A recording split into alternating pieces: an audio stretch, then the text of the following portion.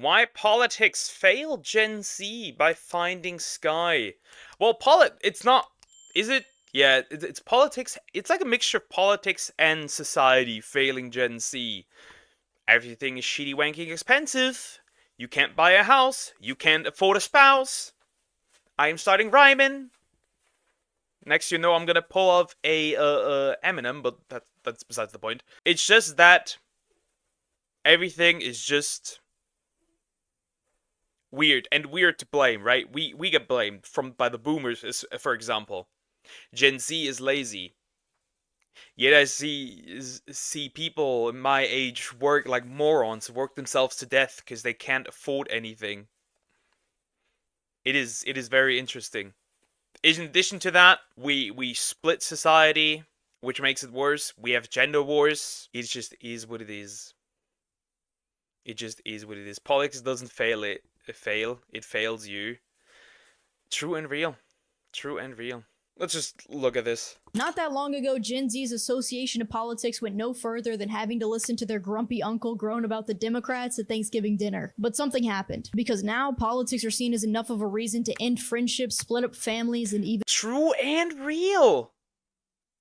Very true. That is so true. It's actually crazy how true that is.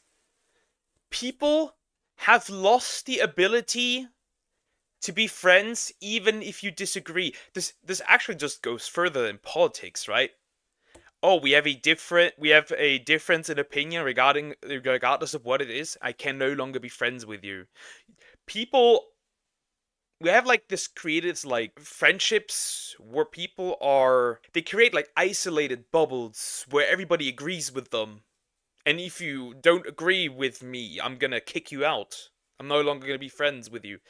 I don't work like that. You can disagree with me. I can disagree with you. We can still be friends. That's just how I see it. even justify violence. Politics have become about so much more than just social and economic policy. Each party now has its own culture, its own cohort of beliefs, and its own collective identity. The real psyop is that they've managed to divide America in half so that nationwide reform becomes impossible. This can be easily seen by how everything has become political. If you bring up an issue, it will be instantaneously labeled as either a right-wing or left-wing talking point. The topic could— True. I saw a TikTok about somebody making a video about Lego Star Wars, right? He showed a character with a blue lightsaber and a character with a red lightsaber. It instantly turned into politics. Immediately. The video itself was not about politics, but because these two colors, blue and red, were in there, it turned into a political discussion in the comment section. It is weird as hell. The current state of politics is, in a way, on one side you have people be like, you don't agree with me, you must be a Nazi. And on the other side you have like, you don't agree with me, you must be woke. There's no in between. There is no in between. What are we doing? Be about anything and people will find a way to politicize it. If either side wants to dismiss your argument, they'll label it as either woke or alt-right. Cancel culture never ends. Or also what I've seen is the typical, I like pancakes. Oh, so you dislike waffles? Oh, but that was never said. These are the other discussions we are having. It just disguised itself as political activism. Each party has developed its own collective perspective. Even politicizing something as nonpartisan is working out. This has led to the normalization of political profiling. If you're gay, vegan, or own a cat, you must be a liberal. If you lift weights or on a carnivore diet or you're a man, then you must be conservative. Both sides claim to not be racist, sexist, or homophobic, but both are politically discriminatory. You just took away— Very true and real. Remember when Trump initially won and people were like really racist to black people who voted for Trump and Latinos who voted for Trump, and it's like, that's very interesting. So you are only against racism when they're on your side. I find that really ironic. Communication went far and wild. No one teaches people to listen anymore. Very true, very true. one form of prejudice and replaced it with another. Bigotry is literally defined as prejudice against a person on the basis of their membership within a particular group. So cutting off family members and refusing to listen to someone who has different political opinions as you just proves that all the bigotry you gripe about from the other side is alive and well all the same within you. But I want to put our differences aside and look at the similarities we all have. Like the fact that we're all working jobs we don't love so that we can pay half of our income to have a roof over our head, searching for meaning in a culture that offers none. The petty political arguments are fake, but the struggle is real. We have a lot more in common than we realize. When you look beyond the trivial drama, you'll find that a lot of young people are angry, frustrated, and disheartened with their life. And I think that maybe that frustration is being directed at all the wrong places. You drive through an apartment complex and see half the I feel like a lot of the right-wing and left-wing talking points don't have the same goal, but it's very different methods. But the goal seems to be the same, partially. The windows have MAGA signs and the other half have pride flags. You're having a sign battle, but you're both struggling to pay your bills.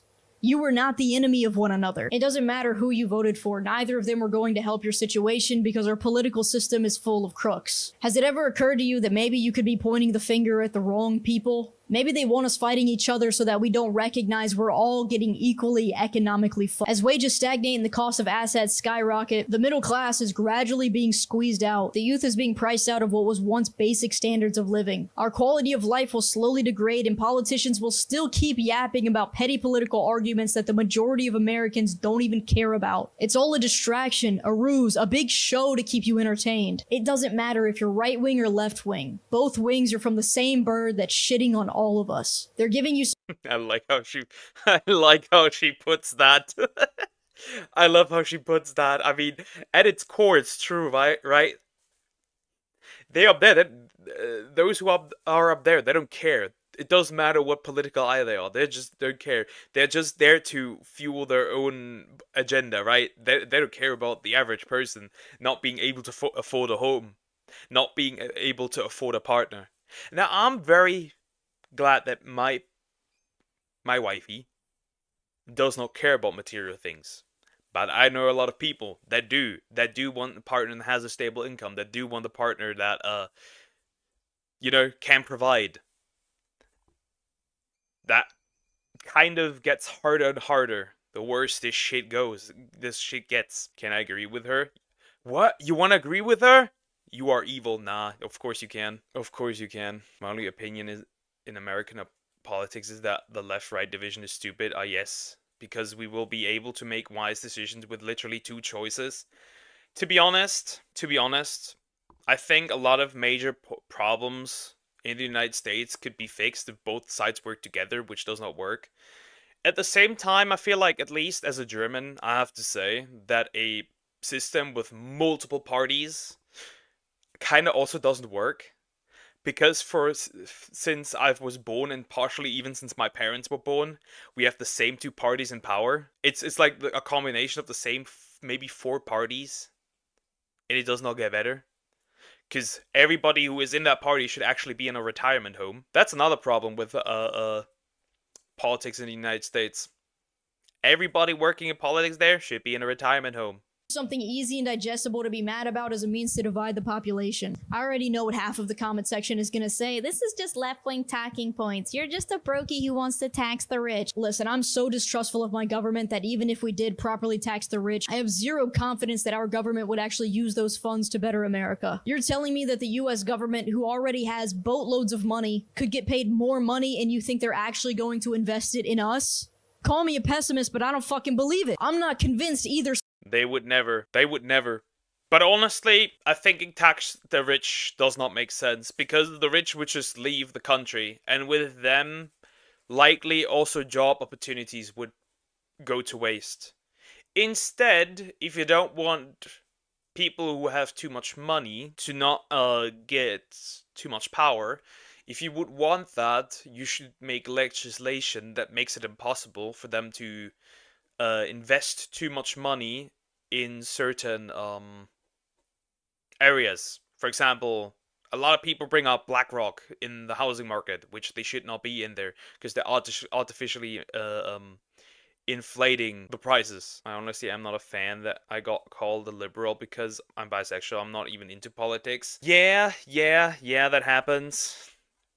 Or like, Like I said, the talking point, you are black, so you must be a Democrat. That makes no sense. Is it more likely? Yes, but it doesn't have to be the case. Side gives a solitary fuck. I was reading an article the other day by Yes Magazine, and I want to share what one of the commenters said. We're coming into not being able to afford rent, not being able to buy homes, not being able to find jobs, competing for resources, and facing environmental problems. It doesn't matter if the leadership is Republican or Democrat. We've been facing the same issues time and time again. Nothing's really changing. It just feels like my vote doesn't matter. The candidates don't care about us. I would say that pretty much summarizes the political dread of Gen Z. Young people are starting to wake up to how shady and flat out negligent our government is. Mark Zuckerberg himself openly admitted that he was being told by the government to silence certain perspectives during the pandemic. USAID, that disguised itself as an aid company, is being exposed as a media Is not an aid company, which we do know. Shu has covered this. We know that this is not good. Average leaves, nothing changed. The companies will keep working while they're in different countries. That may be true, but it also stops it from them investing into future projects in the country that they originally lived in. That's the problem. Also, for example, we just recently had it here in Germany, where somebody left the country, and it's now they're now just bleeding out their company here so they can relocate. means to use our tax dollars to pay for transgender surgeries in other countries. Things that used to be conspiracy theories are now coming out as basic known facts. The youth does not have any trust in the government whatsoever. I have a prediction. That's probably completely wrong, but I'm going to say it anyway. I think politics will gradually start to become less divisive. As our economic situation worsens, people will no longer feel an appreciation for any candidate or either political party. They will just be angry at the entire system. Angry about our government sitting idly as private companies monopolize America's housing market, for allowing the cost of basic education to become astronomically unaffordable, for failing to step in when the mainstream media is blatantly biased. Sooner or later, people are going to recognize that neither political parties have our best interest in mind. Gen Z already has a tendency Because they don't. Because they don't. Politicians usually only have their own interest in mind. That's usually what it is. towards distrust and nihilism. We saw this with the rejection of religion, and I think we're going to see it again with the rejection of politics. We don't care who wins. We want to be able to go to college and not have student loan debt for the rest of our life. We want to be able to buy a house, find a busty Latina, and make some babies.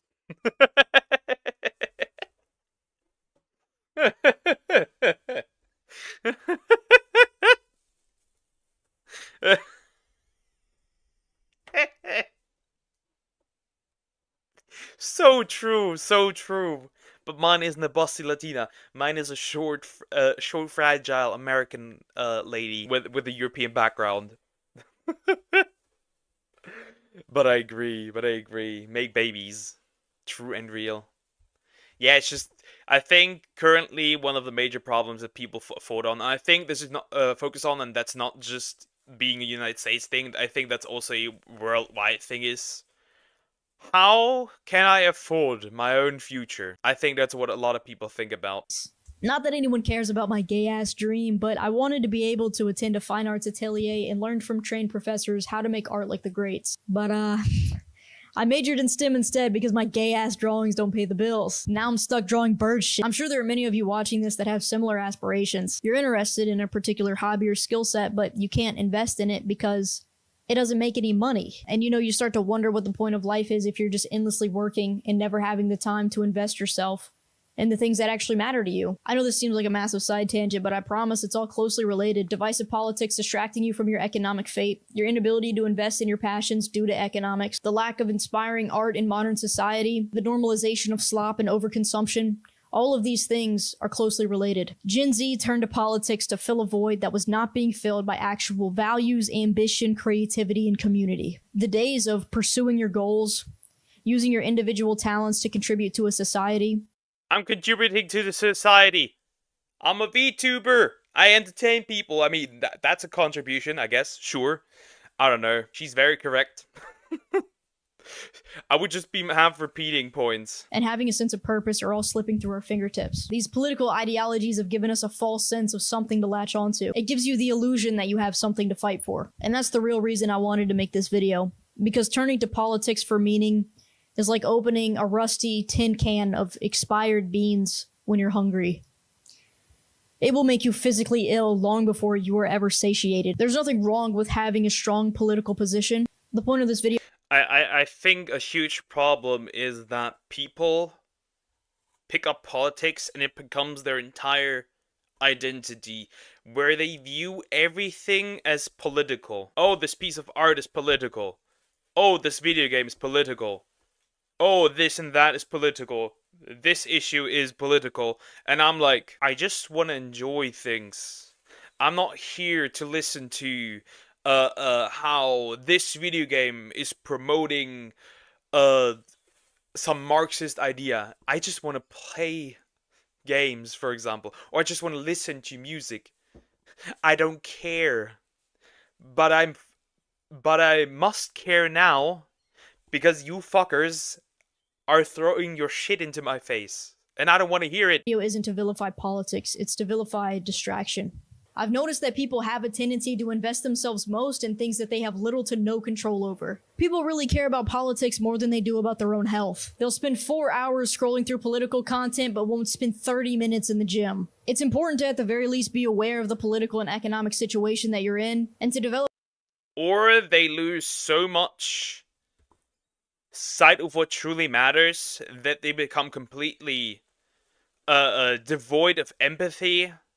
Where, oh, my political opponent just got shot. Oh well, not my problem. He was probably a bad person, probably a racist anyways. Things like that. Develop your own personal beliefs about how to navigate that landscape. But dwelling on it any further than that doesn't lead to anything productive. Gen Z is the least religious generation in American history, with almost 50% claiming they have no religious affiliation. But I'd make the argument that where previous generations had religion, Gen Z has politics, which might be even worse. With religion, at least we were one nation under God, which meant that regardless of our personal beliefs, we stood together as a unified country. But without it, we are no longer unified under that faith. Instead, we're enemies, where each side holds the belief that the other party will cause nationwide catastrophe. When you put the phone down and have conversations in real life, you'll find a lot more normalcy and moderate opinions than the internet will lead you to believe exist. The more conversations you have, the more you'll realize that politics aren't everything. You can get along great with someone based on their actual attributes and shared hobbies, regardless of their political position. I have a feeling that at some point, things will eventually get bad enough where people will stop caring about each other's political ideologies. We will come... True. The question is that a good thing or a bad thing when people no longer care about somebody else's political affiliation? Does she mean with that and people would get along better again? That could also, however, be bad, because if we spin it like that, and politics has filled the void that other important things once had, and you take that away, if it's gonna make people overall worse, like even more worse, because now they have even less to believe in or fight for, whatever you want to call it. Come to a point where there's such a great collective dread that everyone is in agreement that something needs to change. Hopefully by then it's not too late.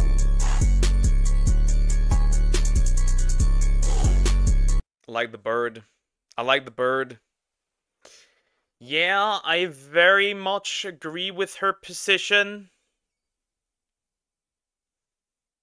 I just feel like previous generations are also very much responsible for what is happening in my generation. I feel like. Especially the boomers. Who kind of set us up to fail. But that's just me.